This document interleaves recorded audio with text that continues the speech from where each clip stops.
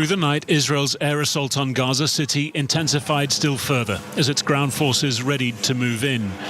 By Israel's own estimates, as many as 650,000 Palestinians remain in the city. This morning, rescue efforts underway to recover survivors from new ruins. This block, home to dozens of people, hit at 1 a.m. Rescue workers find Marah al-Haddad trapped. Over 10 long hours, they work to free her leg. Well, luckily they did free her leg, but she lost 2 of her friends as a result of that Israeli airstrike. And as Israel carries out its deadly ground offensive in Gaza City, forcing thousands of Palestinians to flee, the UN Commission investigating Israel's conduct in Gaza has declared that they are in fact committing a genocide against the Palestinian people.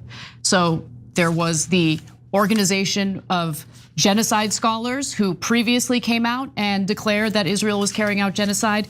Now we have the UN Commission doing the same. And here's why, according to reporting from Channel 4 News in the UK. Genocide, as defined in the Convention of 1948, is the crime committed with the specific intent to destroy, in whole or in part, a national, ethnic, racial or religious group. The Commission says Israel has committed 4 such genocidal acts: killing members of the group through targeting civilians and the deliberate infliction of conditions of life that caused their deaths, causing serious bodily or mental harm to members of the group through direct attacks against civilians, mistreatment of detainees, forced displacement and environmental destruction, deliberately inflicting on the group conditions of life calculated to bring about its physical destruction in whole or in part, including blocking essential aid, food, water, electricity and fuel, and finding that starvation had been used as a weapon, and imposing measures intended to prevent births within the group through the attack on Gaza's largest fertility clinic, reportedly destroying around 4,000 embryos. So not only are pregnant women getting killed, not only are hospitals being destroyed where it's nearly impossible for a woman, or actually is at this point impossible for a Palestinian woman to safely deliver a baby. The fertility clinic was targeted and destroyed by Israel as well. Now this commission had actually put out a report earlier that found Israel had committed war crimes against humanity. In fact, in March, for example, it accused Israel of targeting hospitals and other health facilities in genocidal acts intended to prevent births. But they didn't go as far as to accuse Israel of actually carrying out a full-blown genocide. Obviously, things have changed, and the latest report the commission put out says that Israel's actions in Gaza constituted genocide under the 1948 Genocide Convention, writing that Israeli authorities were aware of the high probability that their military operations, their imposition of a total siege, including the blocking of humanitarian aid into Gaza and the destruction of housing and of health systems and facilities, would lead to the physical destruction of Palestinians in whole or in part in Gaza. Cenk. Yeah, so they concluded that the actions of Israel were both expansive, is significant damage done here, obviously to say the least, and deliberate. And that is important for a genocide. It was done intentionally. So among the overwhelming evidence that they had were targeting children. They were shocked at the number of head and chest shots for kids in Gaza. So that's snipers hitting them on purpose and killing children, young children. So number 2 was the utter destruction of almost all the facilities in Gaza. Almost all the hospitals have been destroyed. All the universities have been destroyed. Even when they're absolutely empty, IDF has complete control over them. They say, well, maybe Hamas might come back later at an undisclosed time. So here they're concluding, no, they're doing it to absolutely destroy and annihilate all of Gaza, as their leaders have said on the record. There's several cabinet ministers said, we are going for total annihilation. And then not only do you see them saying that, but then you see them doing it, right? All of the universities and educational things have been wiped out, fertility clinics wiped out, everything wiped out, right? So the only thing left now is the Israeli side. And so that's where it gets interesting. So the uninteresting part is Israel's claim is, oh, everybody's biased against us. Yeah, this is fake. This is an anti-Semitic attack. Of course, but we all knew that, right? And at this point, I'm not even bothered by it anymore. Now they seem like a joke, right? Like a very sick, tragic joke, right? So, the facts are anti-Semitic. If you weren't anti-Semitic, you would let us kill more Palestinian children with sniper shots and destroy life as we know it in Gaza. That is what they're communicating. Like, Let's be clear about that. Yeah, and it's absurd. There's no point in debating it anymore. We're 2 years into a genocide.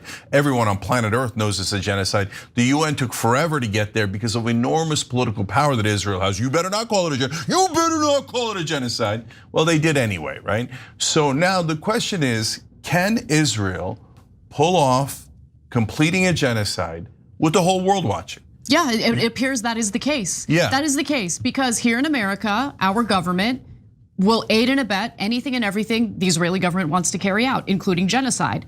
And at the same time, we also unfortunately have, American citizens in this country who identify as, pro-Israeli Zionists, who will viciously go after anyone who has a conscience and speaks out against the unmitigated slaughter taking place in Gaza right now. They will intimidate them, they will go after their employers. They will essentially make it appear as though anyone who sees what's happening for what it is, okay, brutality, the butchering of children, the butchering of innocent people, those people get labeled as the bad guys.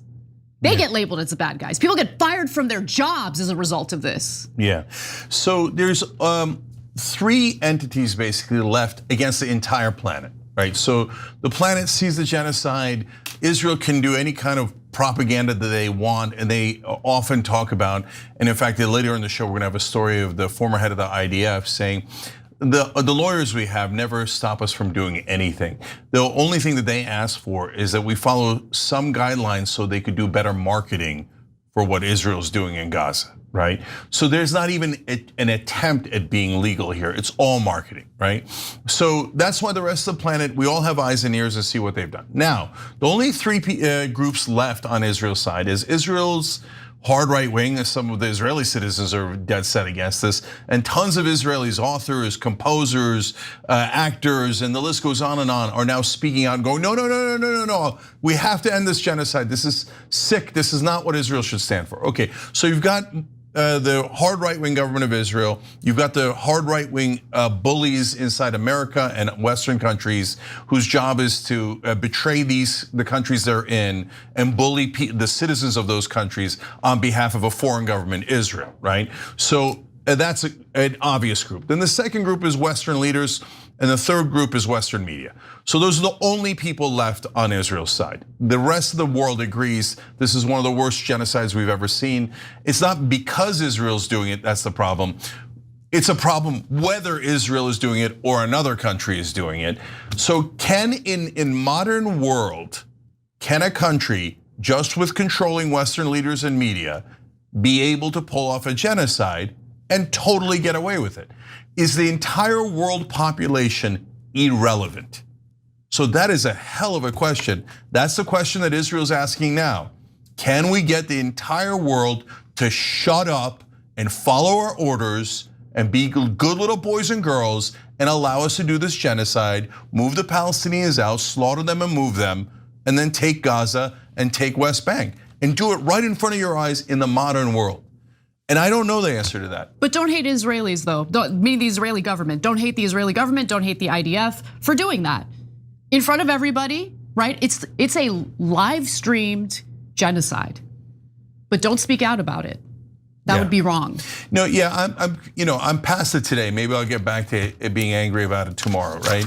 But guys, at this point, the people defending Israel are only damaging themselves. This is going in history books. They're loathsome people. Yeah, and they're going to be featured in a museum. By the way, the good guys are also going to be featured in museums. So I saw an Israeli composer today that took a lot of heat, and he just stopped and said, no, what we're doing is atrocious, and we cannot keep doing this. And we've shown you Holocaust survivors, former Israeli prime ministers, etc. People going, no, this isn't what Israel was supposed to be. So the folks who are now supporting the genocide are not even just on the Israeli side. They're literally on the side of being pro-genocide. Yeah. And so that's not a winning position and never will be.